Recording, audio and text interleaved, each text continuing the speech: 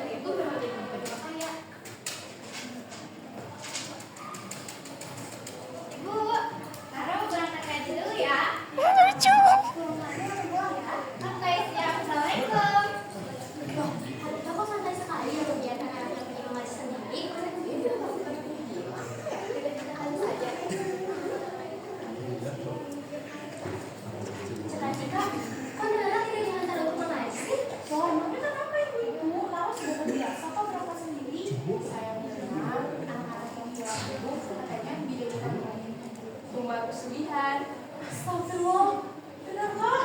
Katanya sih benar, saudagar kami yang melakukannya telah diarah keliling satu desa. Dan sudah seketika kami harus kembali ke rumah segera. Assalamualaikum. Waalaikumsalam.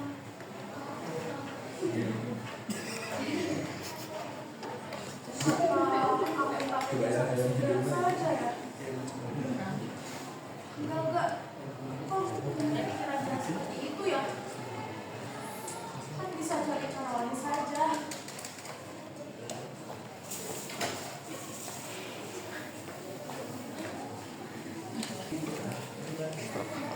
Ketika terbangun dari tidurnya saat seseorang menepuk pundaknya. Seseorang itu adalah Nyai Dukun, seorang dukun atau yang disebut orang pintar. Ia melihat Kartika terduduk, sedikit terkejut dengan kehadiran Nyai yang tiba-tiba. Kamu sedang membutuhkan uang kan, Cu? Aku punya solusi untuk masalah ini. Apa solusinya, Nyai? Ikutlah denganku.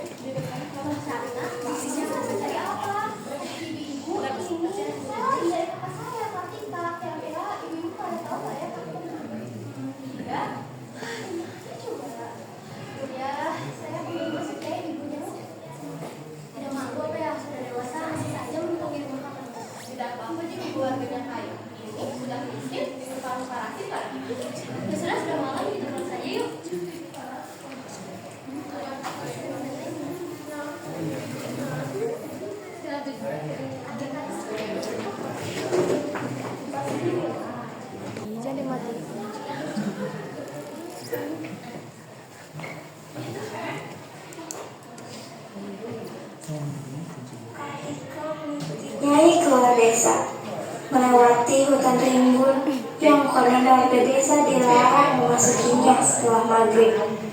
Setelah mengikuti Nyai, mereka akhirnya sampai di sebuah gua yang gelap, tempat biasa Nyai bertapa.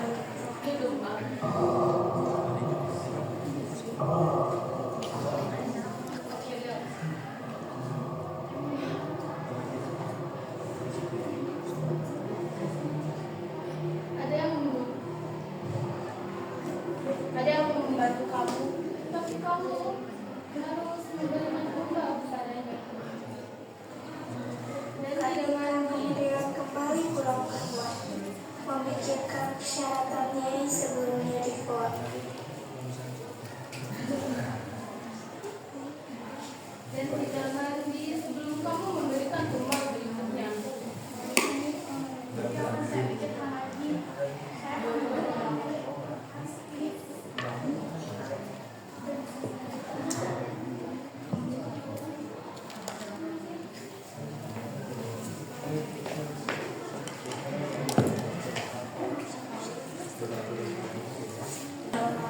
Sesampainya di rumah, Kartika disambut oleh wajah sedih adiknya yang sedang menemani Nara betul.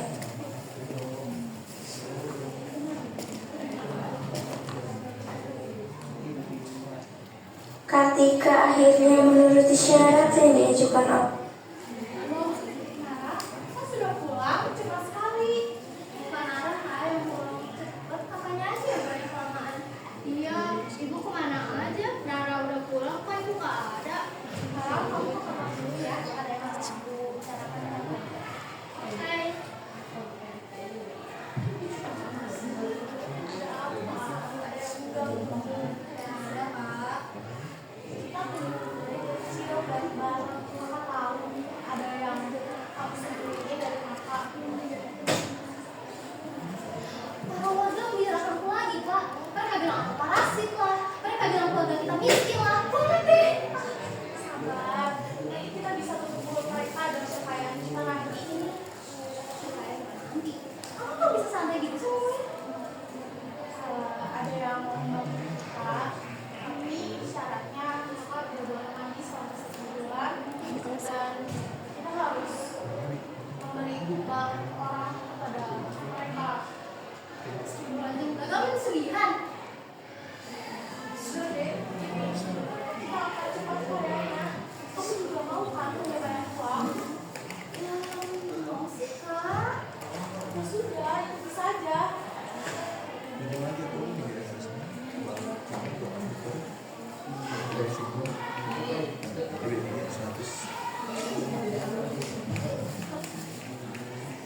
Kartika akhirnya menuruti syarat yang diajukan oleh Nyai. Ia mulai tidak mandi, rutin memberikan tumbal kepada Nyai setiap bulan, dan hanya terkena air saat mandi kembang saja. Setelah berbulan-bulan tidak mandi, bau tidak mulai tercium di sekitar tubuh Kartika, sehingga menimbulkan ketidaknyamanan dari warga sekitar. Namun, usaha Kartika semakin lama menjadi sangat lancar.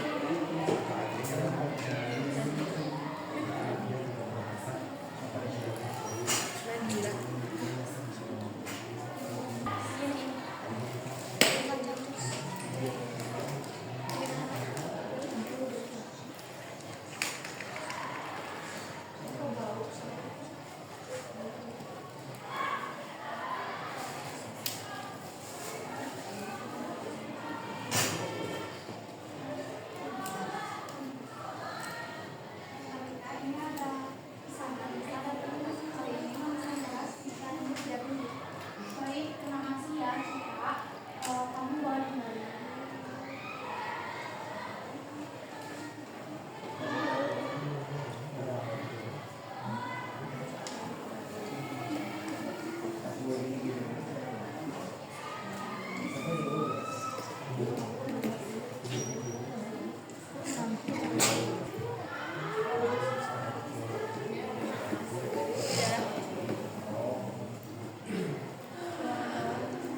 Selamat pagi, Nia. Itu ada si OKB. OKB, apa itu, Cek? Itu orang baru. Bisa ada sedikit.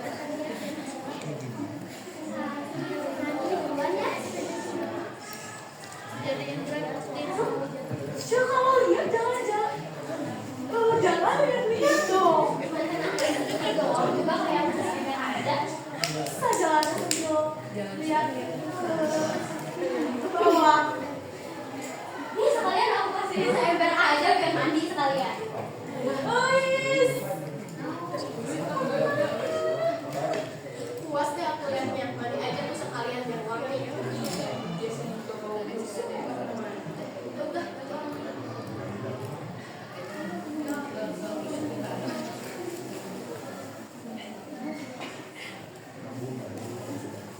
Kartika dengan menggerutu masuk kembali ke rumah.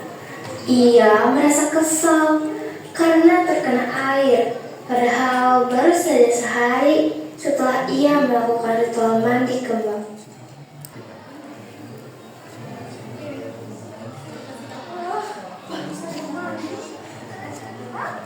Kenapa kamu bisa sampai kayak gini?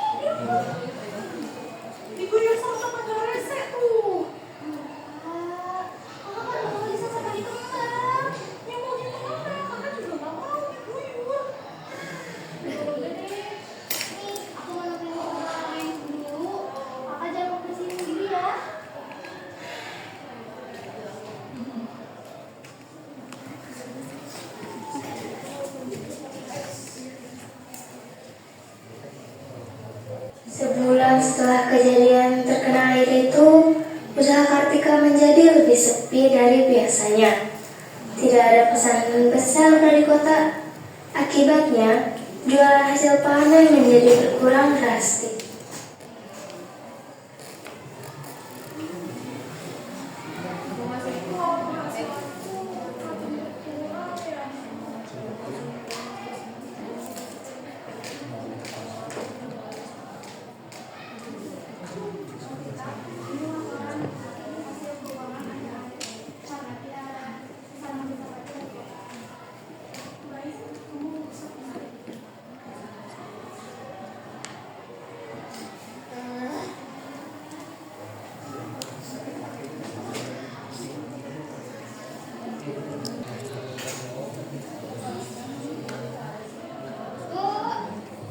Bu Nara mau minta uang boleh nggak? Boleh, Nara. Emang buat apa? Nara mau beli mainan baru, Bu. Oh iya, Bu. Kata guru, Nara harus segera bayar uang kan, Bu? Oh iya, nanti bicarakan dengan uangnya ya. Oke, cari uangnya. Wah, terima kasih, Bu. Hati-hati ya. Iya, Bu.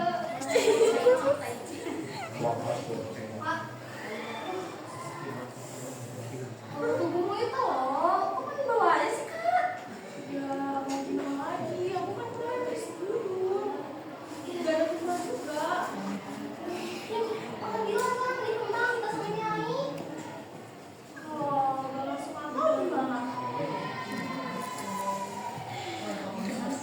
Kak, nanti aku siapin kembangnya. Kakak siapin aja persiapan mandinya.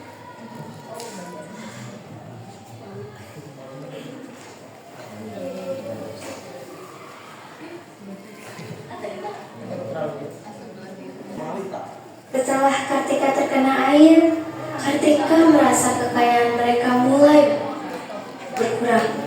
Ia benci menjadi miskin lagi. Karena itu, Kartika harus kembali ke gua untuk mendatangi Nyai dan bertanya apakah Nyai punya cara untuk mengembalikan kekayaannya.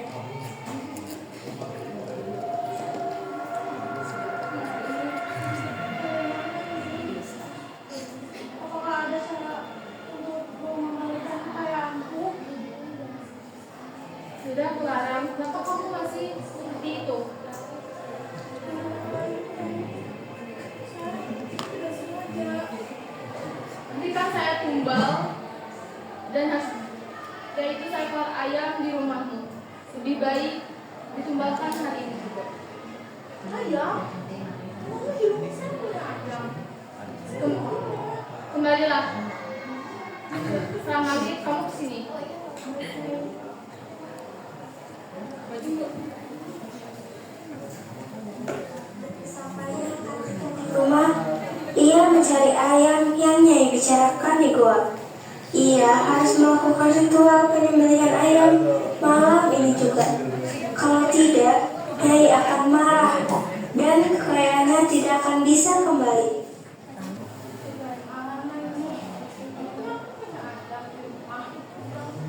Udah pulang aja.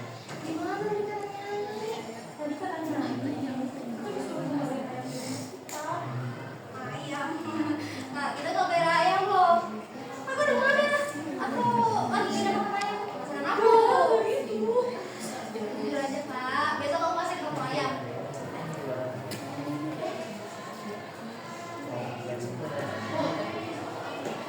Kok ada suara ayam?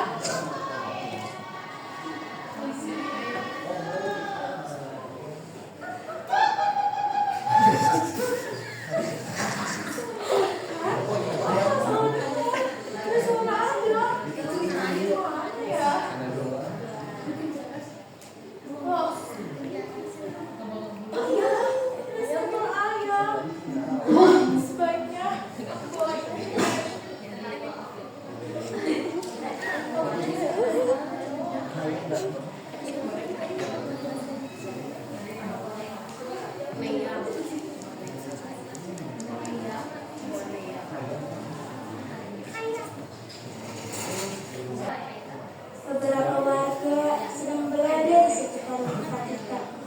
Tapi alih-alih melihat Kartika membawa ayam dari rumah, mereka melihat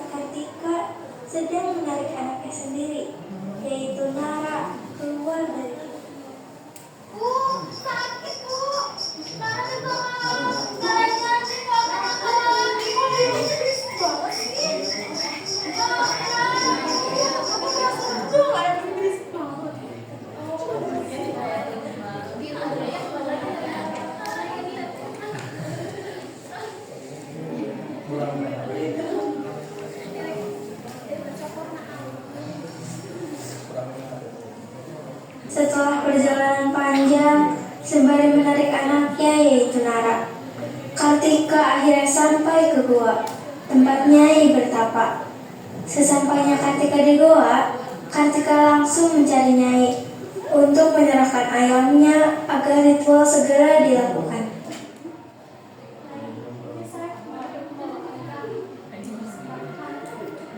Bagus, berikan pada tumbanya akan segera dilaksanakan. Kalau sudah akan lama, kamu lebih baik tunggu di sini.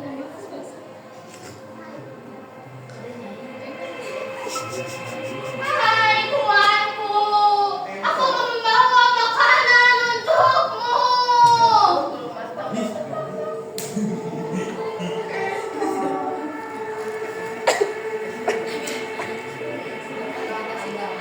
Ibu, tolong Nara. Di sini menakutkan. Nara takut. Maafkan Nara. Nara janji sedang nakal lagi. Tolong Nara.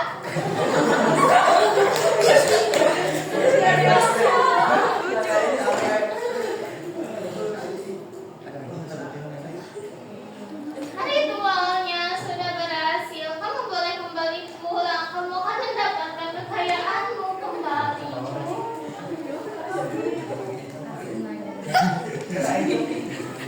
Awas dia tuh, kade. Setelah ritualnya berhasil dilakukan, Kartika kembali pulang ke rumah. Kekayaannya akan segera kembali. Semuanya akan baik-baik saja mulai sekarang, pikir Kartika. Tapi di rumah, Ratna sedang terlihat cemas.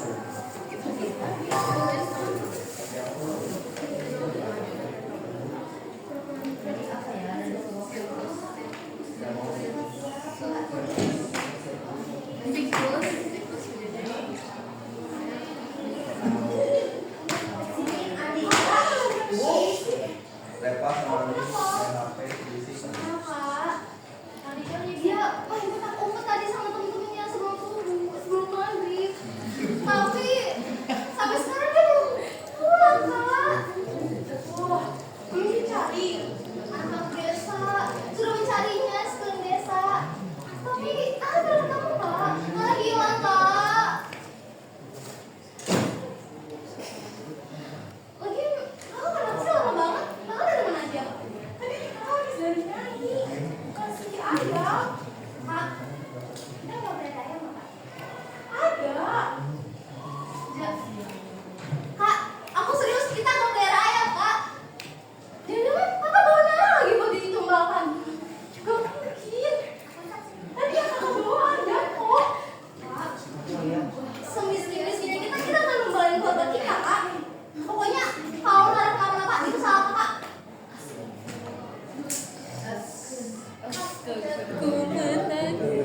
Rasa.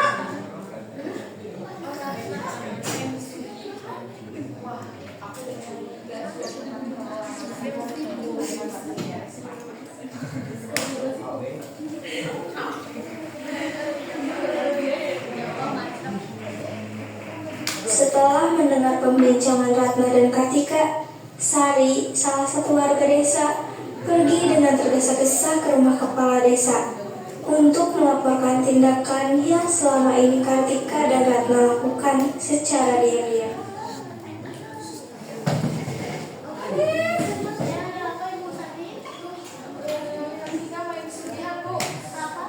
Dia kembali anaknya sendiri ke Nara. Bisa-bisanya kita mencari Nara. Mencari Nara. Ternyata dikembangkan lagi dengan anak sendiri. Ya, ini sekarang.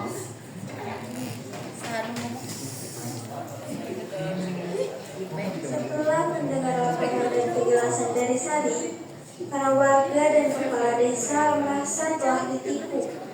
Para warga dan kepala desa kemudian mendatangi rumah Kartika dengan tergesa-gesa. Para warga terlihat sangat Kartika, keluar kamu Kartika. Ketika keluar dari rumah. Apa benar ibu mengembangkan anak sendiri? Enggak, saya tidak membawa anak saya sendiri.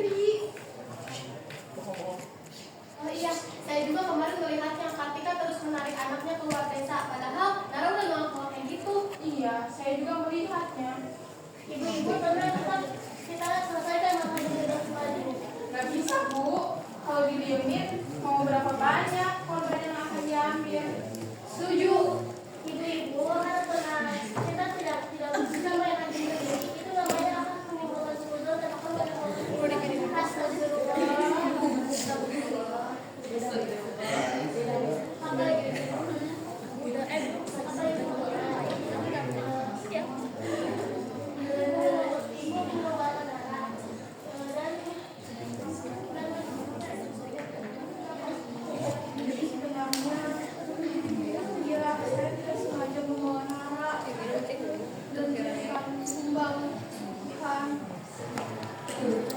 ada yang nggak benar sama keluarga ini. Ibu tahu kan perbuatan itu tercela? Tidak, itu semua fitnah. Mereka ini memang nggak suka sama keluarga kami. Membela keluarga kalian sia-sia saja. Semua orang di desa ini juga tahu kelakuan kalian selalu membicarakan keburukan orang di belakang orang. Udah, gabung saja mereka. Setuju ya, mereka harus.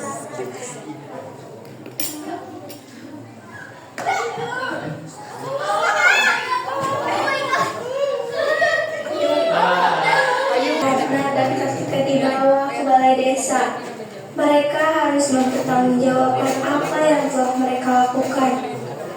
Di sisi Kartika, ia merasa bersalah. Tidak seharusnya ia menerima ajakan Nyai. Di saat dia tahu perbuatan itu tercela, rasa takut, rasa malu, dan rasa bersalah menggerogoti Kartika. Setidaknya sampai Kartika membuka matanya.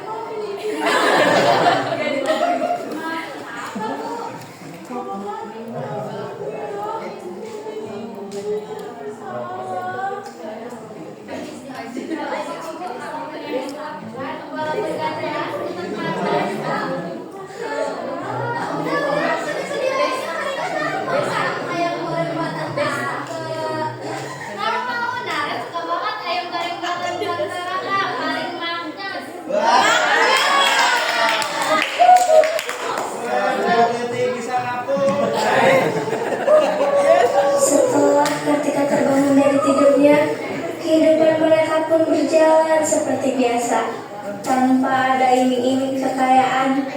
Mimpi sesaat itulah Kartika juga membuat mereka lebih bersyukur atas rezeki yang sudah diberikan oleh Tuhan. Tamat. Percaya pada hal Yesus dan jalan pintas seperti kesulitan hanya akan menjerumuskan kita pada keburukan, dan jangan pernah menghalalkan segala cara hanya untuk mendapatkan kekayaan, karena akibatnya bisa menghancurkan diri sendiri dan orang